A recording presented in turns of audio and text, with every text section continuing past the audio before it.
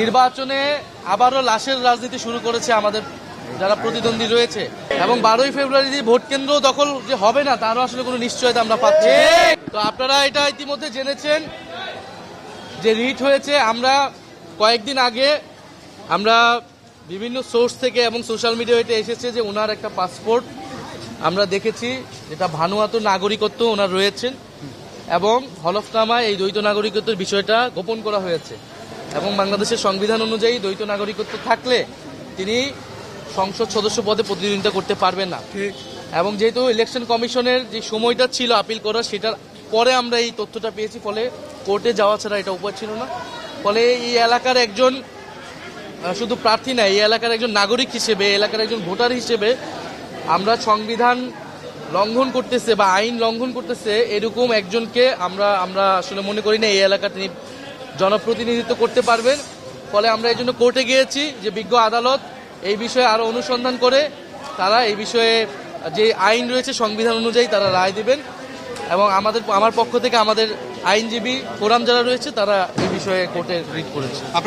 আমরা তো আইনের শাসন চাই, ফলে আইন যেটা বলবে, এখন আমরা বিভিন্ন সোর্স থেকে এটা ভেরিফাই করেছি, এখন এটা বাকিটা আদালতের বিষয়। তারা যাতে এইটা আসলে সম্পূর্ণ সত্যতা নিশ্চিত করে যেটা সত্য, যেটা ন্যায়, যেটা আইনসঙ্গত, আমরা সেই ফলাফলটা যাচ্ছি। এটা কার পক্ষে বা বিপক্ষের বিষয়।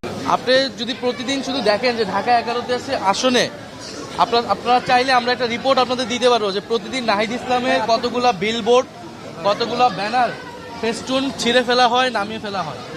আমরা এই রিপোর্টটা দেখলেই, এবং কর্মীদেরকে নানা ধরনের হুমকি দেওয়া, যারা আমাদের সমর্থক রয়েছে তাদেরকে প্রত্যক্ষ পরোক্ষকে হুমকি দেওয়া, ফলে এটা দেখলেই বোঝা যায় যে নাহিদ ইসলামের আসনে যদি এই অবস্থা হয় তাহলে সারা বাংলাদেশের আসনগুলোতে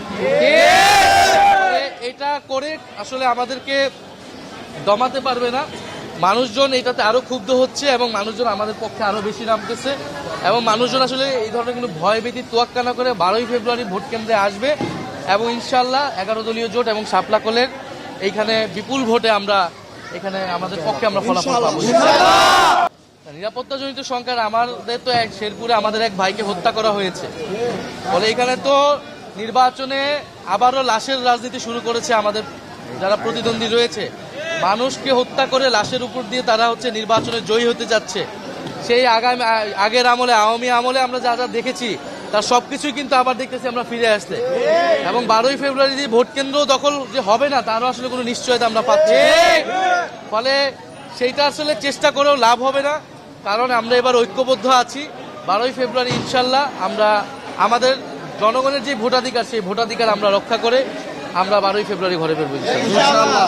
নির্বাচন কমিশনের কাছে আমরা অভিযোগ দিয়েছি, অন্তত 3-4 বার অভিযোগ দিয়েছি এই ব্যানার ফেস্টুন ছাড়া তারা কোনো ব্যবস্থা নেয় না। তারা তো এখন মানুষ কখন মিথ্যার আশ্রয় নেয়, কখন আসলে আইন ভঙ্গ করা শুরু করে, যখন সে সঠিক উপায়ে পারবে না, এই কারণেই তারা এটা মিথ্যা